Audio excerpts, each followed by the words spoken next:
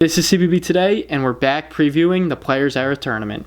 We're going to be talking about the games on Monday, November 24th, which games most interest me, which games are probably going to be the best to watch, and also I'll give my predictions for each game.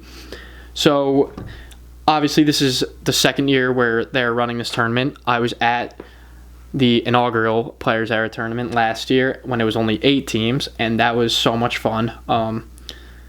So many great programs. It was Houston, Bama, Notre Dame, Oregon, Creighton, Rutgers, a couple other teams that I can't name off the top of my head. But this year it's obviously way more. It's 18 teams, so they're going to have multiple venues. So you can have games going simultaneously. So it's going to be nonstop from 1 o'clock Eastern until 2 a.m. Eastern.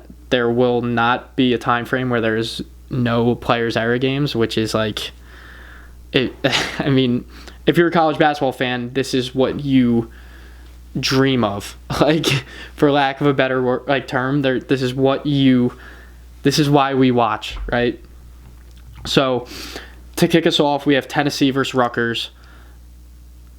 I'll keep this one short. I'm picking Tennessee. Rutgers just lost by double digits to Central Connecticut State. They lost basically all of their production from last year, aside from Jamichael Davis and Dylan Grant. So I'm going to have to see more from them. They have some interesting pieces. You know, they got Bay Fall, who was a former 5-star. He didn't work at Arkansas, didn't work at Kansas State. Let's see if, he can find a role with Pikel's team. But yeah, Tennessee by, I don't know what the spread is. Tennessee by more than 20, and I'd be shocked if it wasn't that. At 2 o'clock, we have Baylor versus Creighton. We got news yesterday that Jackson McAndrew is out for the year, or out indefinitely. I'm pretty sure the year.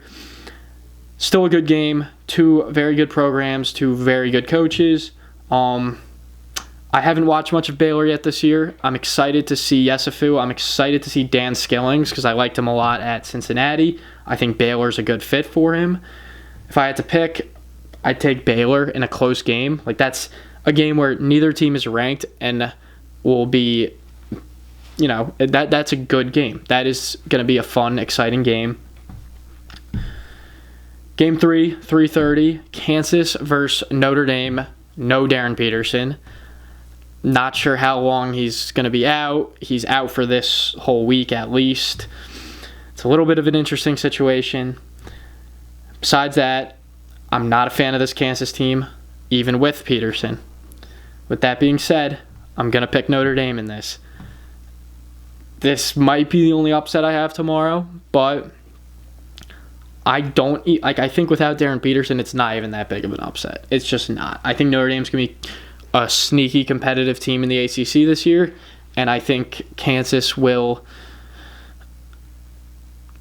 I think come March, they are maybe not on the bubble, but they're on that 9-10 line. I'm not a believer in that team. But, it's Bill Self, it's Kansas. They can definitely prove me wrong. I'll take Notre Dame in that. Big Marcus Burton guy. St. John's versus Iowa State. I am so excited for this game. This is the game I'm probably most excited for, or second most excited for. This is the definition of a star-studded matchup. St. John's, I've talked about them a lot. I'm not the biggest fan of their roster construction, but their talent is undeniable. When you have guys on the perimeter, Bryce Hopkins, Ian Jackson, Osiah Sellers, Joe Sonsano, and then you have Zuby down low. That talent it's there. And then Iowa State, obviously Tamin Lipsey, Joshua Jefferson looks like he's taking a big step this year. Milan Momlilovic, Otzelberger's a great coach. I think that spread is it's like a pick 'em. It's 1. So that'll be a very exciting game. I'm super excited for that. If I had to pick, I would take Iowa State just because I'm not high on St. John's this year. And I think I'll take Iowa State's experience in a game like this where it's kind of up in the air. So yeah, Cyclones in that. 6 o'clock, we have Houston versus Syracuse. Houston's favored by 11.5 as of an hour ago. Obviously, I'm going to take Houston in that on a neutral court. I like Syracuse this year. Just like I said with Notre Dame, I think they can be a sneaky competitive team in the ACC. I don't want to say sneaky because I think that is kind of the general consensus. But Red Autry's legitimately coaching for his job this year. If it goes bad with this team he has, he's done. Like, you have Donnie Freeman, you have J.J. Starling, you have Kean Anthony. Like, you have some nice pieces there. College basketball is better when Syracuse is good. They need to be competitive once it's mid-February. Like, when it's mid-February, it can't just be like, okay, we need to win our conference tournament to get into the big dance. Like, this team is good enough where they can play themselves, onto the bubble and go from there.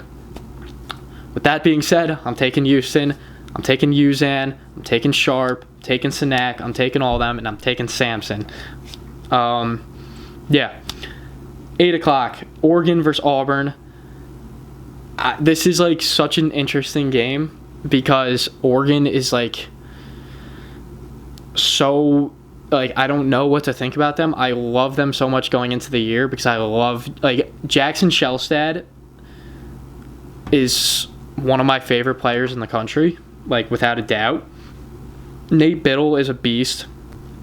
Kwame Evans, I think he's going to take a jump, like, former 5-star in his junior season now. I'm a fan of Oregon's team, and they just haven't looked good at all to start the year. So I don't really know what to think about them.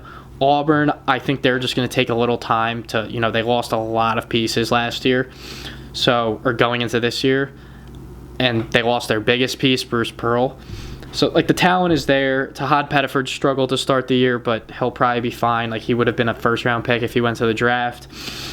So, yeah, that's an interesting game.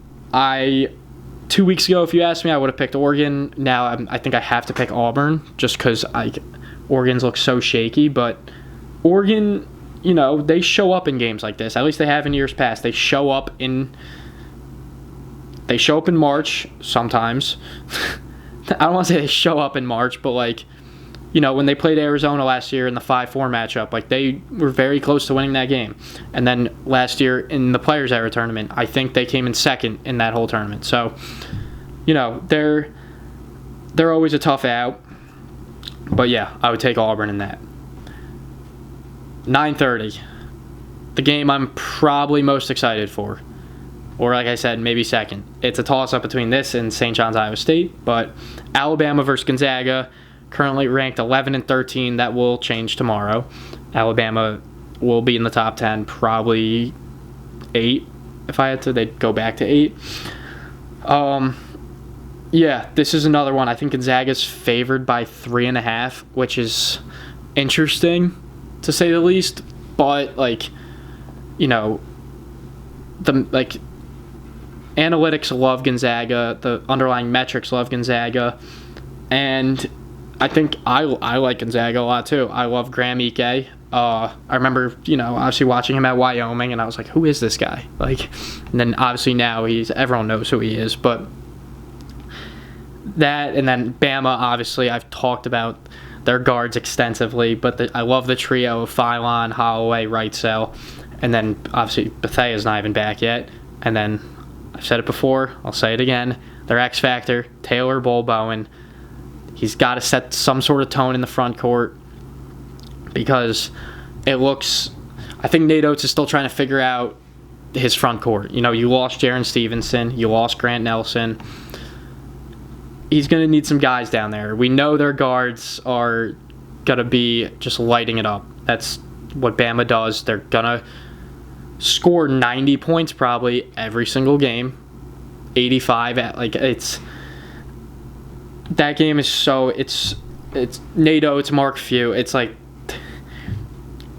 it'll feel like a March Madness game. That's the best way to put it. It will feel like a March Madness game, which is the best, right? In November, that's what more can you ask for?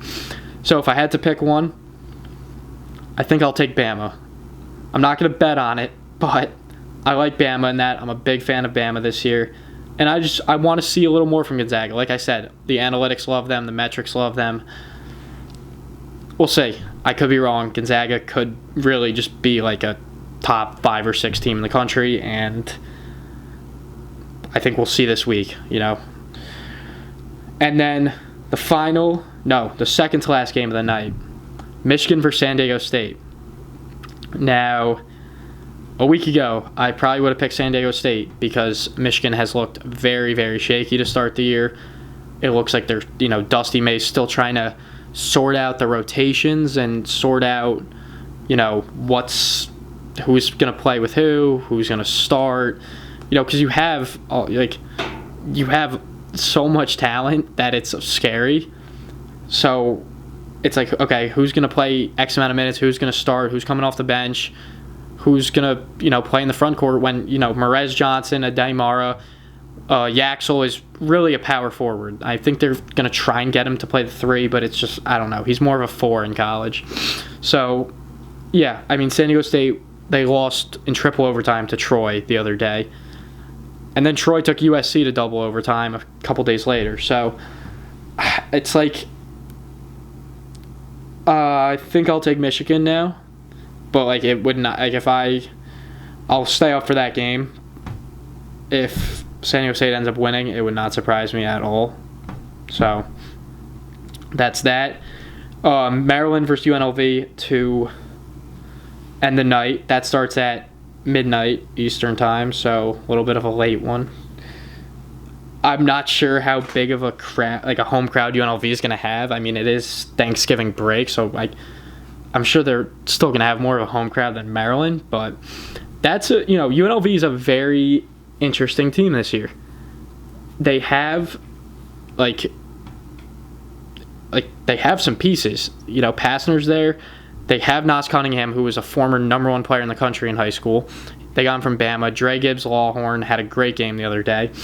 And then Maryland, obviously it's year 1 of Buzz Williams. They almost lost to Mount St. Mary's the other day. With that being said, I will take Maryland.